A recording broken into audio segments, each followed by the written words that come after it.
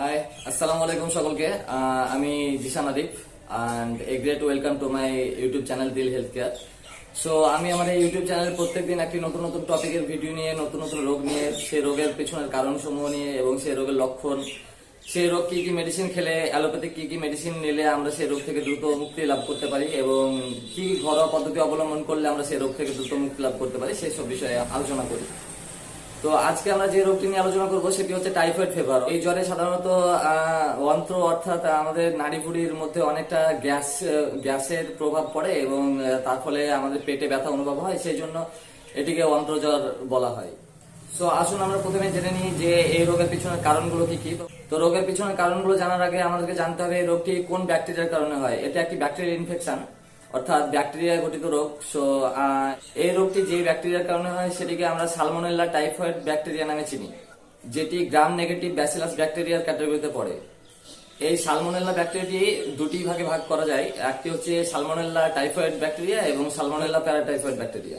So salmonella typhoid ব্যাকটেরিয়াতে যে দুটি অ্যান্টিজেন পাওয়া যায় সেটি হচ্ছে একটিকে বলা হয় ও অ্যান্টিজেন এবং একটি হচ্ছে এইচ অ্যান্টিজেন।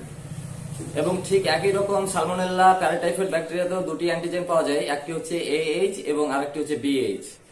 তো সাধারণত আমাদের যখন ল্যাবরেটরিতে টেস্ট করানোর জন্য ব্লাড নেওয়া হয় এবং সেই ব্লাড থেকে সিরামটি আলাদা করে সিরামে চারটি ভাগে ভাগ করা হয়, সিরামটিকে চারটি টিউবের মাধ্যমে চারটি ভাগে ভাগ করা হয় এবং সেখানে অ্যাগ্লুটিনেশন করানো হয় এবং সালমোনেলা টাইফয়েডের ও এবং এইচ অ্যান্টিজেন এবং সালমোনেলা প্যারাটাইফয়েডের এইচ এবং বিএইচ অ্যান্টিজেনের যেটা আপনার ফেটে যায় অর্থাৎ ল্যাবরেটরি টেস্টে যেটাতে আপনার অ্যাক্টিভ পজিটিভ পাওয়া যায়, সেখান থেকে আমরা নিশ্চিত করতে পারি যে এটি অ্যাকচুয়ালি টাইফয়েড ফিভার অর্থাৎ টাইফয়েড জ্বর সালমোনেলা ব্যাকটেরিয়ার কারণে হয়েছে, অর্থাৎ আমাদের শরীরে সালমোনেলা টাইফয়েড এন্ট্রি নিয়েছে। তো আসুন এবার আমরা জেনে নিই রোগের লক্ষণগুলো সম্পর্কে। কি কি লক্ষণ পেলে আপনারা বুঝবেন যে আপনার জ্বরটি অ্যাকচুয়ালি টাইফয়েড জ্বর কিনা। তো এই জ্বরে মূলত আপনার জ্বরের তীব্রতা অনেক বেশি থাকে, অর্থাৎ 101 ডিগ্রি, 102 ডিগ্রি, 103, 104 ডিগ্রি এমন পর্যন্ত 105 ডিগ্রি পর্যন্ত জ্বর উঠে যেতে পারে। তো এমন তো জ্বরের মাত্রাটা সকালের দিকে কম থাকে এবং যত বেলা বাড়ে তত জ্বরের মাত্রাটাও আস্তে আস্তে বাড়তে থাকে।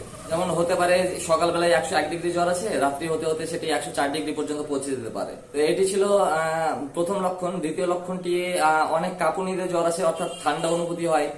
রোগী অনেক সময় লেপ কম্বল গায়ে জড়িয়ে নিয়ে শুয়ে, তারপরেও আপনার অনেক শীত অনুভব হয়, শীতের প্রভাবে সে কাঁপতে থাকে।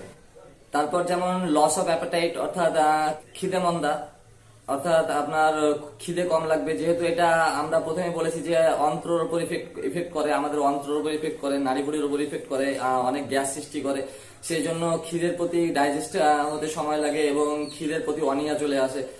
পেটটা সবসময় ভার ভার হয়ে থাকে, পেটে সবসময় ব্যথা অনুভব হয়, বডিতে লাল লাল স্পট দেখা যায়, সাধারণত মেনলি আপনার এই চেস্টের উপর এবং অ্যাবডোমিনালের উপর অর্থাৎ পেটের উপর, এই দুই জায়গায় অনেক টাইমে রেড রেড স্পট দেখা যায়। তাছাড়া কফ, এই জ্বরের সঙ্গে কাশি হতে পারে। মাসেল পেন অর্থাৎ পুরো শরীরের আপনার যে মাংসপেশিগুলো আছে সেগুলোতে ব্যথা অনুভব করতে পারেন। হেডেক অর্থাৎ মাইগ্রেন হবে, অনেক তীব্রতা হবে সেই মাইগ্রেনে, অনেকটা হেডেক হবে। নজিয়া অ্যান্ড ভমিটিং অর্থাৎ বমি বমি ভাব হবে, আবার বমি হতেও পারে।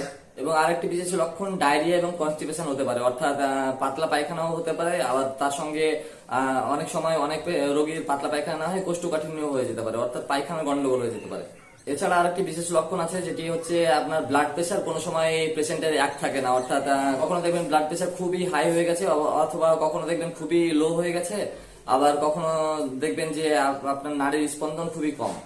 তো এই ছিল মূলত রোগের লক্ষণগুলো।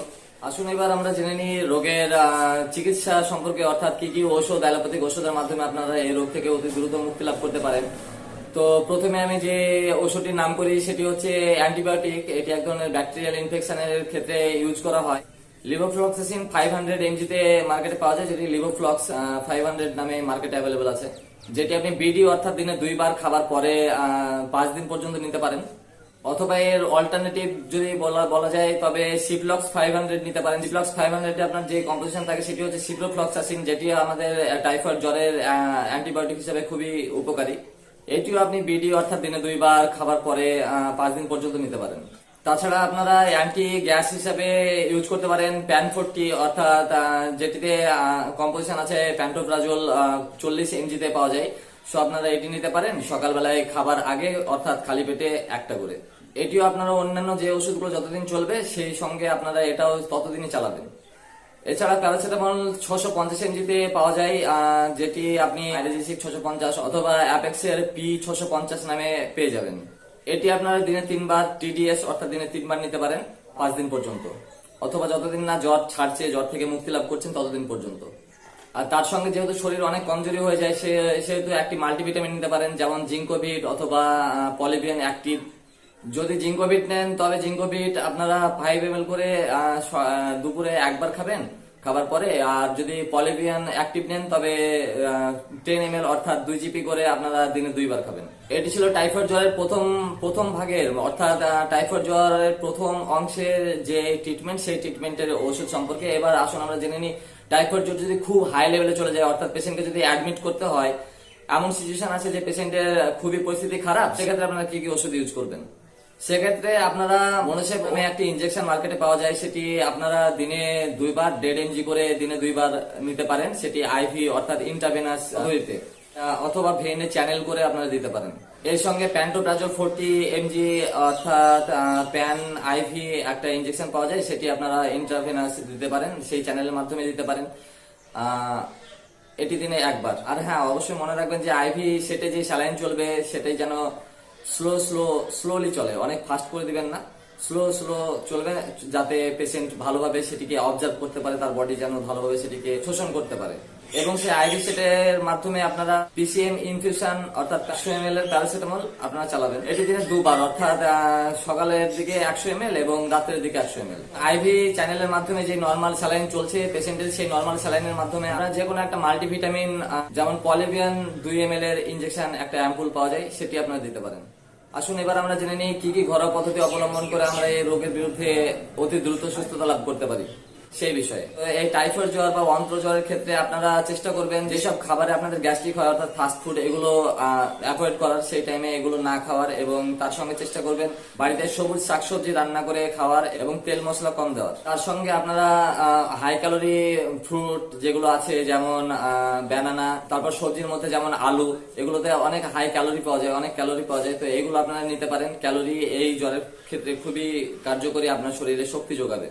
তাছাড়া গাজরের স্যুপ অর্থাৎ বাজার থেকে গাজর নিয়ে এসে সেটিকে ভালোভাবে পরিষ্কার করে সেটিকে ঝোল করে রান্না করে সেই স্যুপটা আপনারা নিতে পারেন। তাছাড়া মাংসের মধ্যে চিকেন স্যুপ অথবা মাছ নিতে পারেন। এবং জ্বরের তীব্রতা যদি খুব হাই মাত্রায় বেড়ে যায় তবে আপনারা বাড়িতে জলপট্টি অর্থাৎ পরিষ্কার জল নিয়ে সেটিতে একটি ন্যাকড়া দিয়ে ভিজিয়ে সেই ন্যাকড়াটি আপনারা কপালে দিতে পারেন, সেটিতে অনেক রিলিফ পাওয়া যায়। তো এই ছিল আজকের আলোচনা টাইফয়েড ফিভার নিয়ে। আশা করি আমার এই ভিডিও দেখে আপনার টাইফয়েড জ্বরের লক্ষণ সম্পর্কে এবং ঔষধ সম্পর্কে অনেক অভিজ্ঞতা লাভ করলেন। যদি ভিডিওটি ভালো লেগে থাকে তবে অবশ্যই সাবস্ক্রাইব করে দিবেন এবং আপনার ফোনে থাকা নোটিফিকেশন বেলটি অলে সেট করে নেবেন। তাহলে আজকের মতো এখানেই, দেখা হচ্ছে ইনশাল্লাহ আগামী ভিডিওতে একটি নতুন রোগ নিয়ে, নতুন টপিক নিয়ে, নতুন আলোচনা নিয়ে ইনশাল্লাহ। সকলে ভালো থাকবেন, সুস্থ থাকবেন, সবসময় আল্লাহর কাছে এটাই দোয়া করি। আসসালামু আলাইকুম।